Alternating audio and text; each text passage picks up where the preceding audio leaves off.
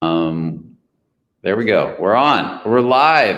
How's everybody doing? I know nobody can hear me yet, but you're all going to be coming on in a second, and then we're going to be doing an impromptu live feed today. And this is going to be on the YouTube channel, so if you actually happen to see it later, that would be awesome. You can just comment, leave comments, whatever. But what I wanted to do today was we just finished a 2-week-long program. Our 2-week-long double. We've been talking about it this week on YouTube a little bit. I've had some people on here. I think if you guys saw, Ray was on here earlier this week, and Nikki, we were talking about what the experience was for the students, what they've been going through, how they've been growing. And I wanted to come on and to kind of do a follow-up. Today's the last day. And we have Molly on here this week, last week, right? Was it this week? Week. This week. And Molly's first experience working with the clients was this week. She's never done it before, right? Yes. And you also happen to be an embodiment coach. Yes. Which is awesome because all of our work is about embodiment. It's not about technique. It's not about say this and say that. It's about learning to feel your body and relate to your body and talk from your body. And I thought it was awesome to have her on here being her first week, really doing an awesome job. Like she got in there and just could feel everybody so fast. She was right in there killing it. And so I wanted her to come on and give her perspective being new. And then we've got Josh here, who is an advanced student who's been with me, working with me how long? 3.5 years. 3.5 years. And now you're helping out, you're teaching, you're coaching, you're just starting to get into that. And you came out here just to do this from Michigan? Yep, in Chicago now. In Chicago, yeah. Okay. And he flew out here to help the clients out for the last 2 weeks, and I want to get his experience too. Great. And then maybe take a couple questions. So, what were you saying? I said I want his experience too. Okay. So, who do you want me to start with? Well, Can I start with him or you? You choose. I'll say a few things, and then we'll see where it goes. But let's see. We've already got 20 people online, so being this is impromptu, that's not bad. I know that number will keep growing. Andrew, by the way, how does the sound for everybody? Is it pretty good right now? Yeah, sounds good. Okay, awesome. You can hear everybody else too, right? Yep. Okay, perfect. What's up, Josh? Okay. Hey, Andrew. Hey, huh? I said, hey, Andrew. Okay. Hey, Andrew. What's up? So let's dive in. Let's see. Who do we got on here so far? We've got Justin. We've got more of Justin. Pranoy. You know Pranoy, I think. AJ. So we got a lot of people coming on. Okay. I'm trying to buy time, guys, just to let a few more of you to come on. So I think I'm just gonna dive in now and get started anyways. So this week was heavily embodiment based as usual. That's what it's all about. And the models, what they do is they come in and we have one model per guy all week long. You're in there about 5 hours a day, right? Mm-hmm. 5 or 6. Mm-hmm. You know, 5 hours a day. 5 hours a day. And they do all kinds of embodiment exercises with the models. So we're not doing role play.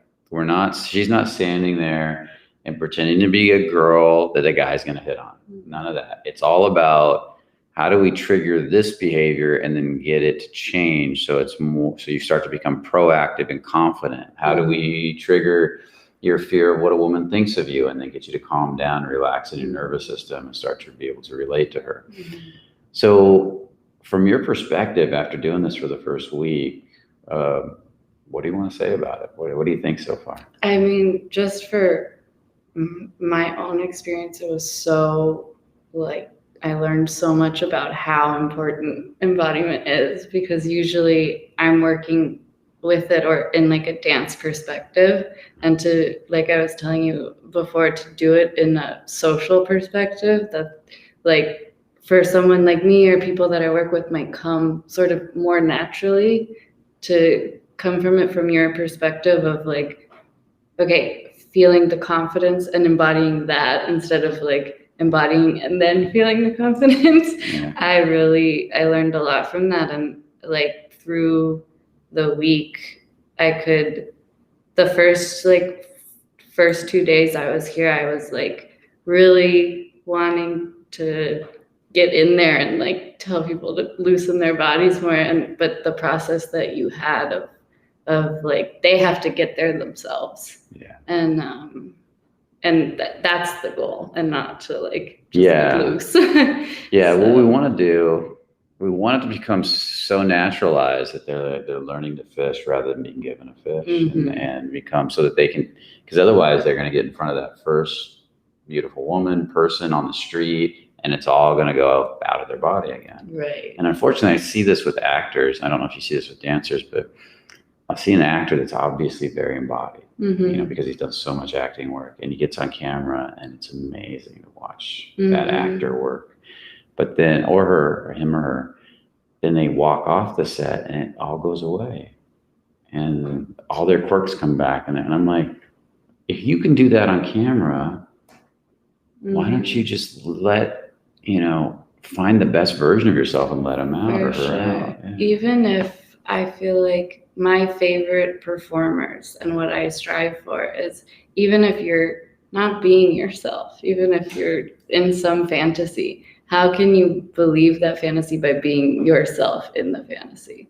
Yeah. Like we do that a lot in performing too, of like just to keep things interesting. Like, what's the temperature? What's like, who's out there? What specific people are out there? What kind of, what season is it? Like things that if we're just like paying attention to that in the body, The context. exactly, Yeah. then you can start to. So I didn't quite get what you meant at first, but I figured it out. Yeah. So what you're saying is, we're doing this scene, maybe an apartment, and it doesn't really call for us to know the temperature outside. But if we as an actor know the temperature outside, it adds so much more feeling to the scene. And your own feeling too. Yeah. You like that break of like, I'm in it. Okay, now I'm out of it. It's like, well, I want to see, like, that's what I think is a super talented performer, is someone who is themselves in any sense. This is what I was saying. An actor is not really acting; they're being. And they literally can become one with the character to the point where they feel like they are that person, right? And that's what we're doing here. Here we're doing something a little different. We're stripping away all the fake B performances you're doing with women in the world, and getting you to be real and free from outcome. So I think it's actually a little different process now that I think about it. Yeah, but I think that it has a lot of the same like things you have to like get rid of in order to be yourself. Yeah. It has a lot of the same qualities. Well, you think about it. If you're a great actor, if you can be free from outcome, then you can be a great actor. Yeah. And I always, or singer, if I'm like, and I feel like I've carried it into my life, like it's because it just feels better. Yeah. Like if I'm not sure of what I'm doing, or like I'm a little bit, or I'm judging what I'm doing, or I'm timid about it, I'm not going to do as well. Yeah. Like I'm not going to be very good at what I want to be good at. Well, the interesting thing with you, and then I want to jump to Josh, so we're not leaving you out, but as you stood out the first day pretty much because there was so much vulnerability, sensitivity, and feeling on stuff that we're constantly teaching you guys. And as a woman, there was a lot of femininity, vulnerability, sensitivity, feeling, and you could feel it from across the room. You could feel the guys responding to it already. And I'm assuming that comes from all your embodiment training that you did yourself, which made the guys really enjoyed working with you.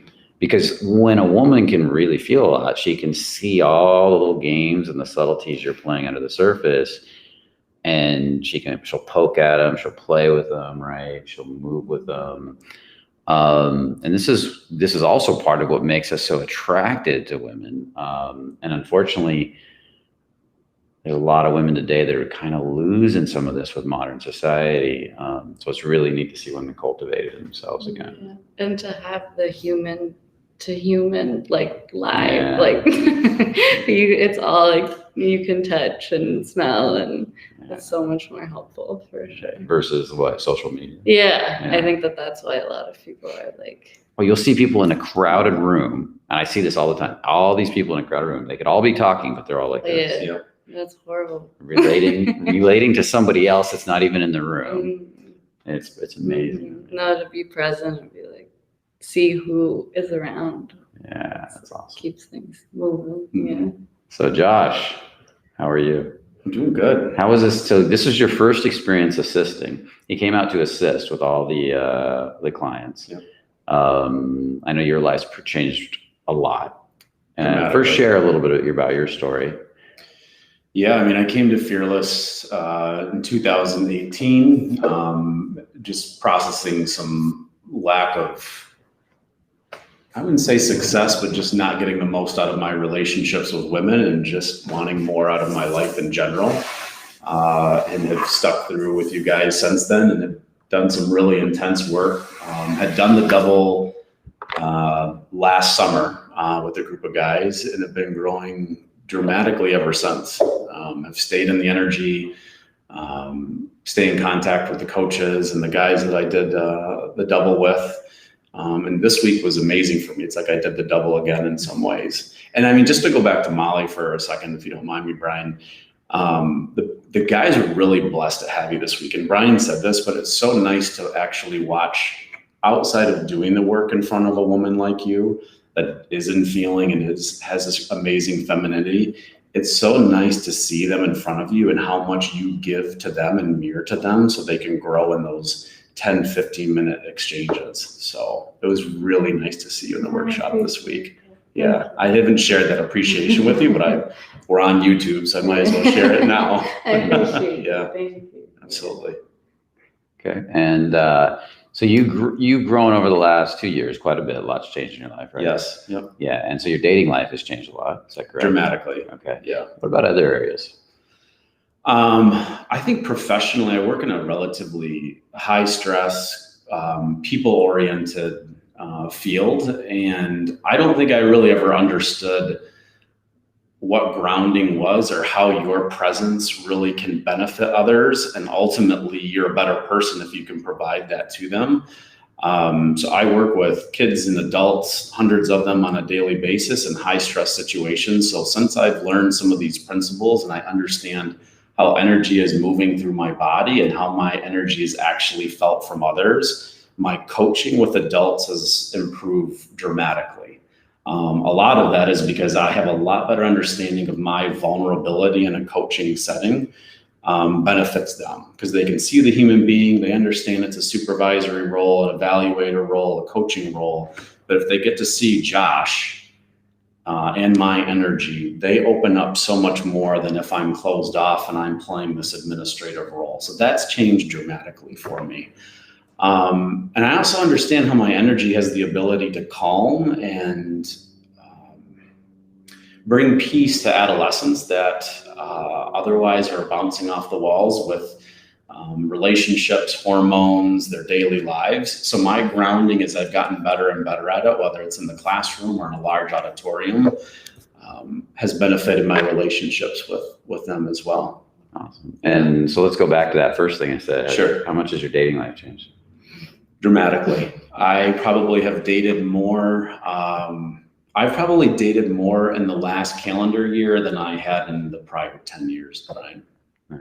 And now you're seeing somebody that you like a lot. I know that. Yeah, I'm deepening a current relationship right now. That's we've only been together for about a month, and the depth of feeling and connection and just open communication. Day-to-day stuff, sexually, needs and wants, and knowing that it's two and not just one. It feels like we've been dating for several years based on the depth that we're connecting just within a month. And even just being here away and being much more in tune with, she doesn't have access to me, and just trying to put myself in her shoes of where we left before, where we were together before I left. And it's bringing some of my own vulnerability up right now. Just being much more cognizant of what her femininity in a relationship needs from me as I'm away. Yeah. I'll just leave it at that. Mm-hmm. Yeah. Even the fact that you realize that and act on it, it's huge and rare.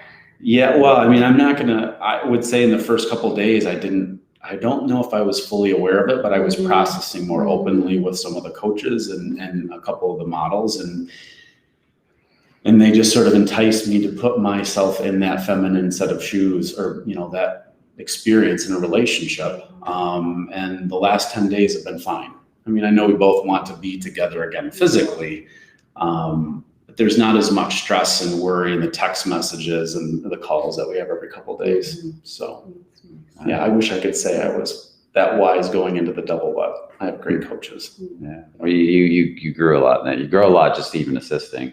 Yes. And that's why a lot of people want to assist, because it's almost like going through it again, even though you're not in all the exercises. There's a weird, once you've done the exercises, then you watch other people go through it. It has a huge secondary effect on you and causes a lot of change. Just like the models get a lot of change just being in the room too. For sure. So I want to keep this one fairly short and then take a couple questions. We've got a good little group out there.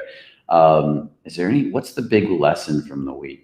Is there anything that you can think of if you wanted to tell these guys anything about, especially since most of our clientele are interested in improving their dating life, getting a girlfriend, getting something like that, improving their sex life?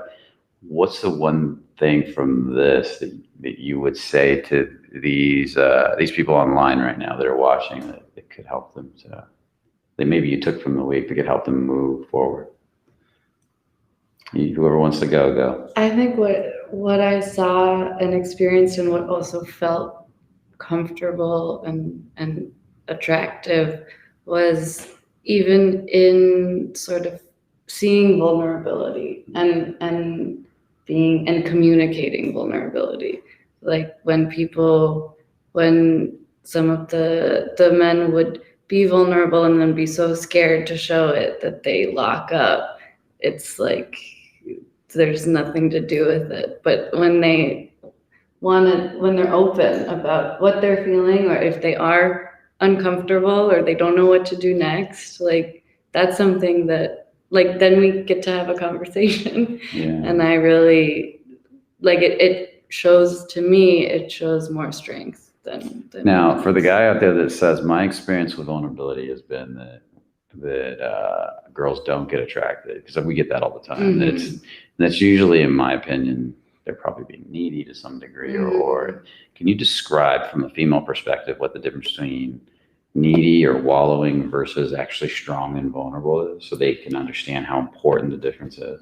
I think needy, and I was going through something similar before I got here, and it's very clear now. Needy is expecting a response. And whether or not it's the response you get, it's not like whatever I do, it's not going to be what they thought of, because it's already been thought. Yeah. Like even if it's the response that they want, I'm not exactly what they're thinking of, that it's going to be disappointing. So they got an idea in their mind. They're very attached to this idea. Exactly. And if they don't get their idea in their mind, they get upset. They get bothered. They get more victim-y. Yeah. They start begging or pleading.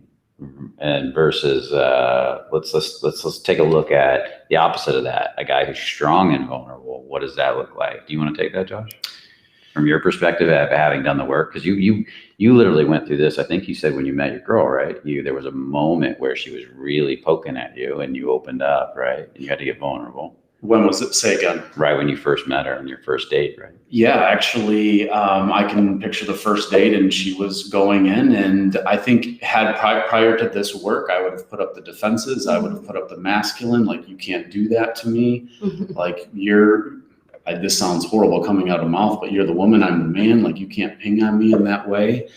And it was the vulnerability on the first date and the play of being in feeling with her and allowing her to sort of test me and be with her and solid. So I think, when the guys say they don't have success with vulnerability, now you described it as if they only exist in need. Yeah, but there's a grounded power masculinity that has to balance the vulnerability and be in there at the same time.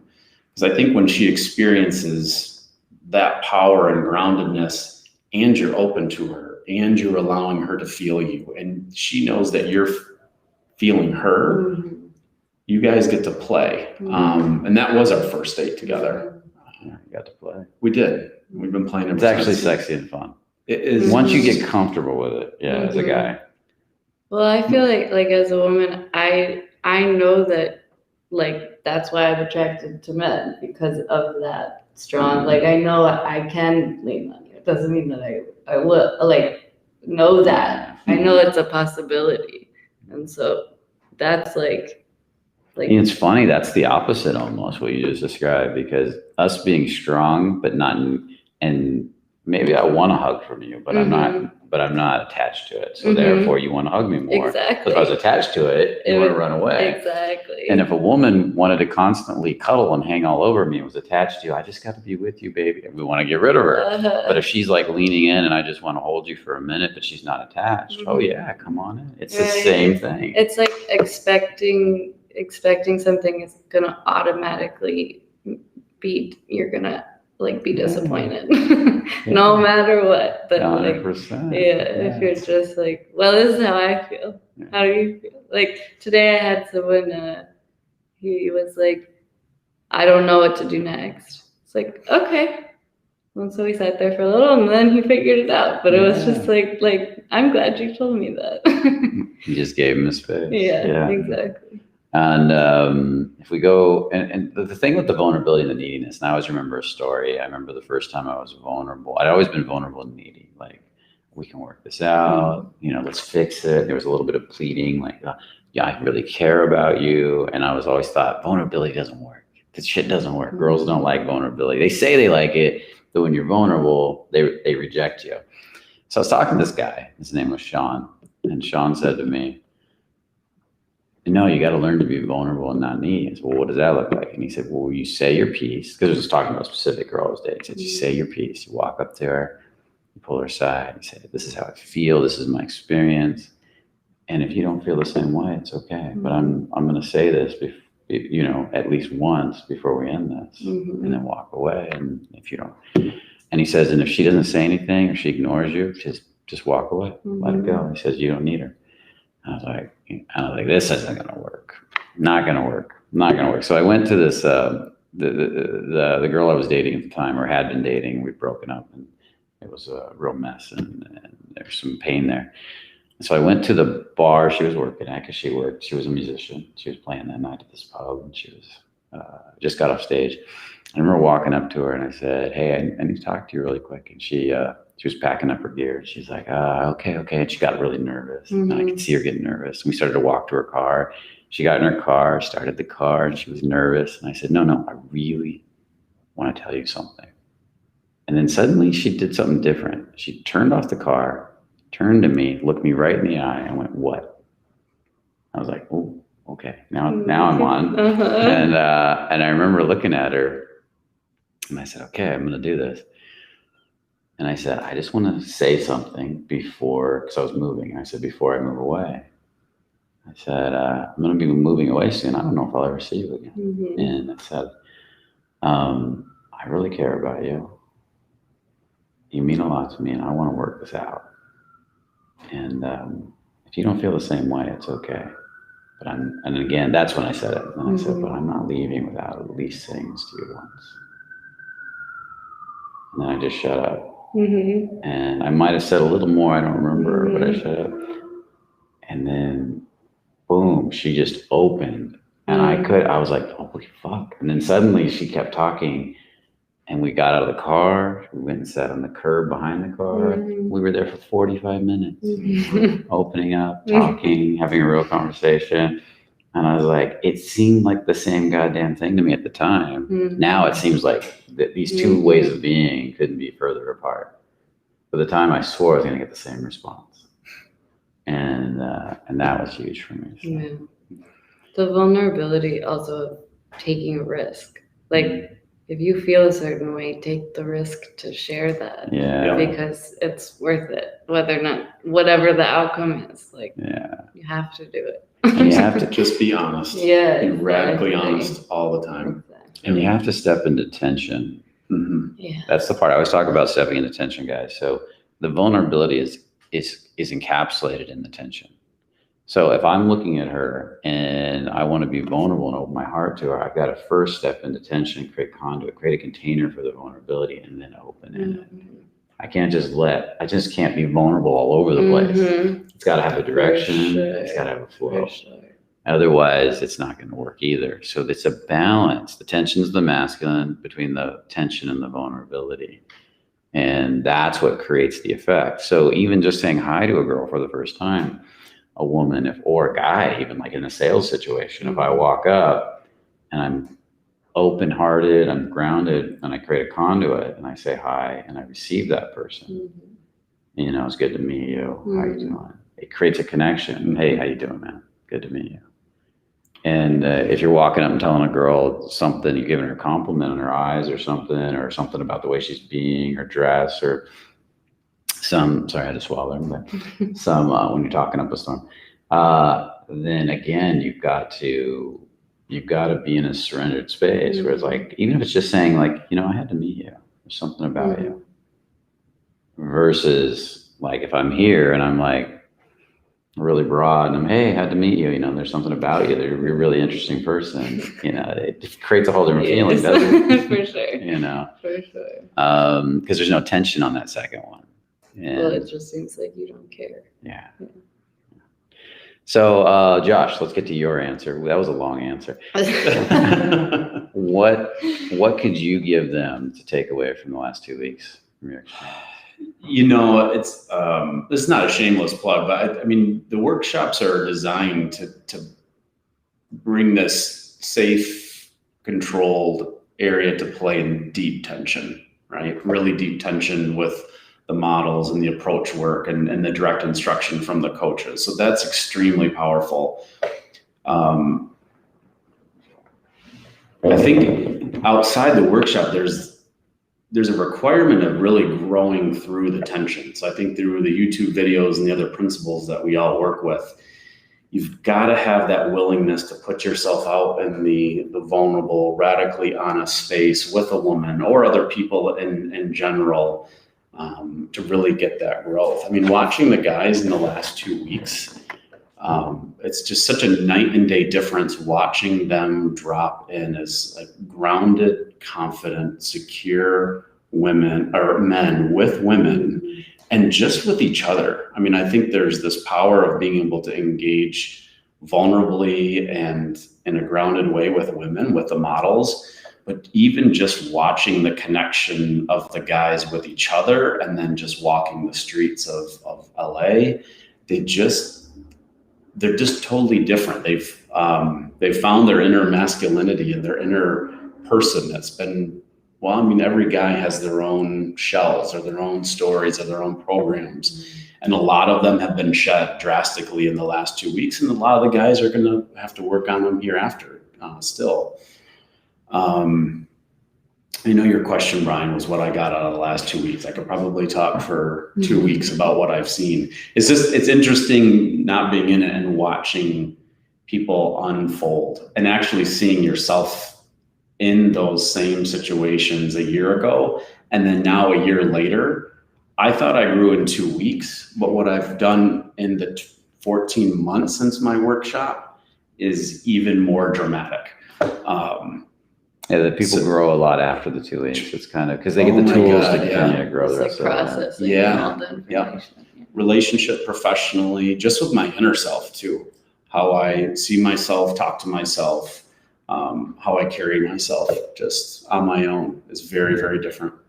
Yeah, you've changed a lot. You used to have an intensity about you that's really gone down. Oh yeah, and it's still there, but you're aware of it, and when it's useful and when it's not. Yeah. I feel like too, your intensity is comforting. Okay. Instead of not. Yeah. Models Like, probably it's would. Well, it used to come at you. Yeah. This anger and your face would turn red and you were like, yeah. I feel like you'll take care of it. Yeah. And it's very comforting. Thank you. Yeah. Thanks. Yeah. I appreciate that. For sure. Awesome. So both good answers, both good questions. I mean, or not questions, statements, what opinions, something like that. So what we're going to do is take a couple questions from the audience for our guests, and then we're going to call it a day. Andrew, you got a couple questions you've seen on there that would be good? Oh, here's the first one. Thank you, sir. How does silence without tension and silence with tension affect a woman and a man who look at each other across the room? Can they use that to have an entire conversation and connection with each other? And I'm assuming you mean conversation with no words. And I could give my answer, but what do you two want to say? You can go first.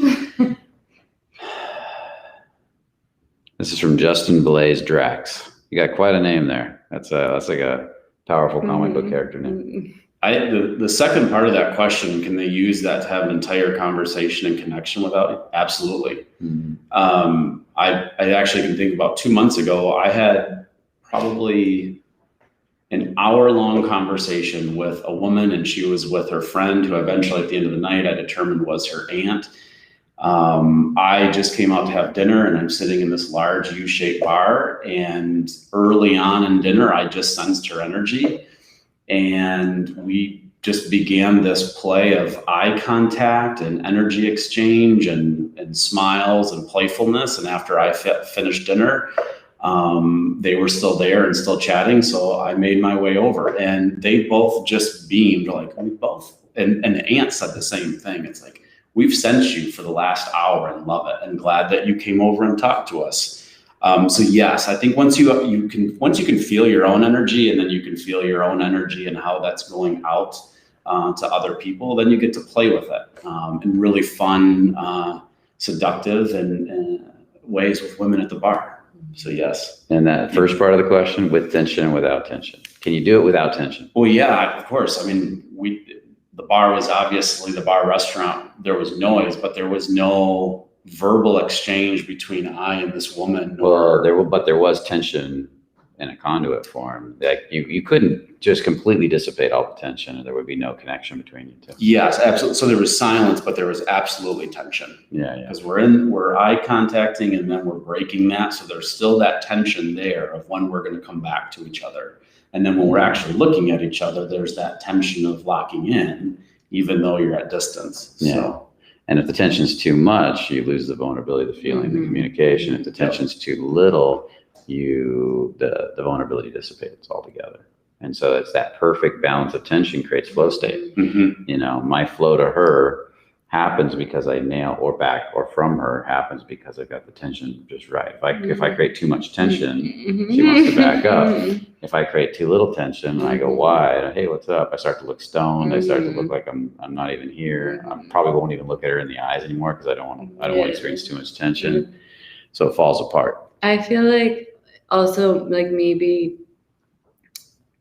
if there's silence without tension, it also could be that she's unaware of you, or like that happens a lot, that someone will talk to me years later and be like, well, I just thought that you weren't interested. It's like, well, I thought you weren't interested because you never said anything. I wasn't even paying attention. Yeah, that the fear of being vulnerable or being rejected will keep tension from even coming up. I see that happen so much. Yeah. People think you're aware of what's going on inside their head, what's going on, what they're doing, and you don't. And then they swear, no, I know you did. I know you did. I gave you all these signs. Yeah, and you're just in your own world. Yeah, exactly. And I had somebody mad at me last week because they had been upset and been hurt, and they were out of the room, and they assumed I knew because they assumed somebody else in the room told them.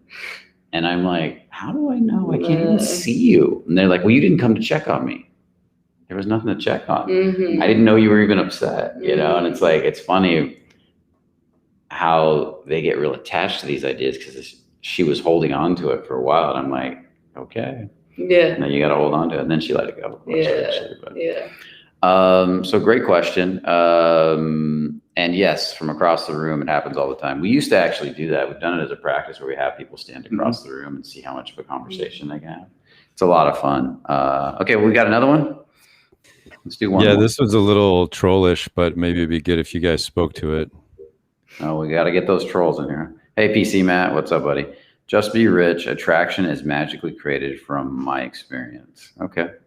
There's a mild truth to that. Women do get attracted to rich men for various reasons. One of the big ones is she's a gold digger looking for your money. But another one could be that rich guys tend to be better with tension, and that's not because they're rich. They got rich because they're good with tension and good with emotion and can handle their shit. So they tend to attract more women, and that's how they got rich. But the money itself isn't the answer. It's not, they didn't get the women because of the money per se, unless the woman was just a gold digger. I can speak on that. Yeah, I'd 'cause love to I hear what you have talk to say. about this a lot. Yeah, please do. As like a very independent woman who has taken care of herself and is comfortable doing so, that's not the first thing. That is not helps with attraction right away. Like it has nothing to do with it because I want my life to be mine no matter what. Yeah. And so that is like it's a huge thing about people who like I want to be with someone because of who they are at first. And I feel like the other details can come later, but I know that I can take care of myself. That it's not the first that has nothing to do with attraction. I feel like the way that somebody treats me and sees me and behaves is like the first thing. And like, of course, it's an addition, but Yeah, who's it's gonna complain? like- If I was dating a girl that was rich, I'd be like, yeah. right. But if someone's like rich and a douchebag, I'm like out in a second. Yeah. Now there are women out there hunting for a rich guy, right? Yeah, I think too. One of my closest friends, she's a very like business oriented, goal oriented person where it's like in 3 to 5 years she wants this. And so it's something that she finds attractive. Like it's something that she looks for, but it's not the only thing. Yeah. It will never be. I'd have several because there's so many degrees to everything, right? Yeah. Is she saying I'm looking for a guy that has money that's also really cool, and I'm looking for this combo? Like I really gotta like him, but I want him to have money too as a qualification. I don't have a problem with that. Mm-hmm. Or is she saying I just want to find a guy that has money to take care of me? Yeah, no, it's like as part of a person, like what they have to offer her in terms of like status or money or like job, business, like that's something that's a huge value of hers. Yeah. So she wants to find someone like that, and like it's different for everybody, but she's also supplying that in her own life, isn't she? exactly. Yeah. That makes sense. Like so somebody who's into fitness wants somebody that's into fitness. Yeah, exactly. Yeah. No, precisely. Did you want to talk to this at all? No, I do okay financially, and I've had women in and out of my life in this last year. I mean, just absolutely amazing women, and had great, short-term and slightly longer-term relationships, and women that make more money than I do. Mm-hmm. And that never came up once. I really do just think it's how you show Have you ever up. had women buy you stuff? Yes. Yeah. And some guys get really bothered by that. Mm-hmm. And I had a little bit, but I think that was also part of the vulnerability. Like more of it's a gift, almost it's an exchange. Like I'm not going to let my ego shun this because I'm the one that gives and you're the one that receives. Yeah. Yeah, I've had it too, and I've also had it to the extreme where it felt weird. Normally, I'm like, yeah, that's cool. If you want to buy me something, it's awesome. I'm not gonna freak out over that, but I've had it to the extreme where a girl was like, I'd be walking. I first just started dating her, and this was many years ago, but we're walking along, and I'm like, oh yeah, those jeans look really nice. Oh, you like those jeans? I'll buy you those jeans. And I'm like, what? But that turns into it's not about being. And that was going on with everything. We were walking around. She's like, "Oh, you like that? I'll buy that for you." And I'm like, "You don't need to buy me stuff. I don't mind, really. I have plenty." That's like. And I was like, "Okay, now I feel like you're insecure. You're really that's making up for something else." Yeah. Yeah, it was. Yeah. And it was a super turnoff at that point because of the neediness. I felt like she was trying to keep me around. Like I was gonna leave. Like she felt I was gonna leave her. And if you tried to leave, she'd be like, "Well, I buy you all these things." Yeah. Yes. Yeah. Exactly what happens to women a lot. Yeah. It's like yeah. So do we have? I think we need to. We're over almost at 40 minutes, so we need to end this. So I wanted to keep this one short, and you know me, guys, I can't keep anything short. I typically go an hour and a half, sometimes 2 hours on these things.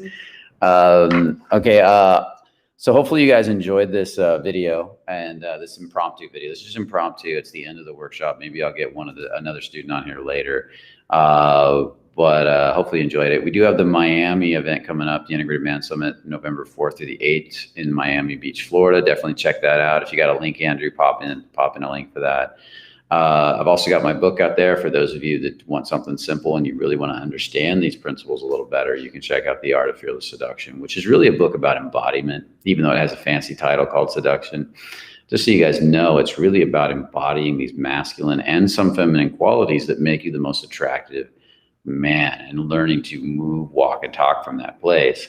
I actually gave it to a girl to read, a woman to read recently, and she said, this book's really for everybody. She says, I'm getting a lot of value out of this. And I said, yeah, I know.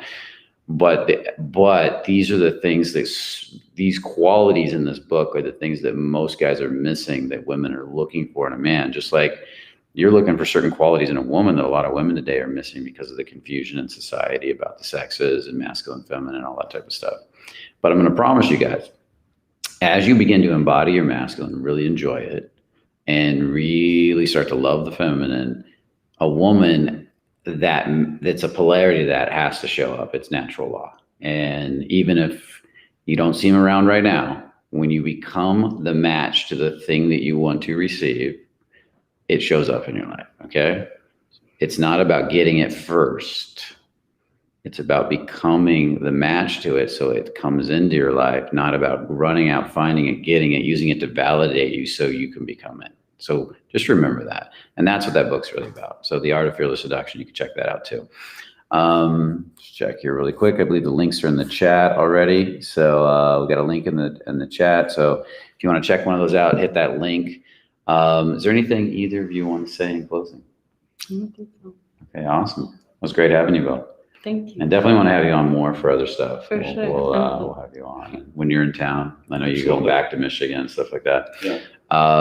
So if you're watching this at a future date, and this isn't live, and you're watching on YouTube, make sure to hit that like button if you like the video. Make sure to hit subscribe and that bell notification. And make sure to comment. We definitely want to see those comments, because that's Andrew's on here looking for your comments all the time. If there's any that he needs to refer to me, he'll definitely refer to me. And we learn a lot from your comments about what you want to see more of and that type of stuff. Also, share. Please share. Help us grow the channel. The more we grow the channel, the more content we can bring you. So with that said, remember, only the confident live it. See you in the next video.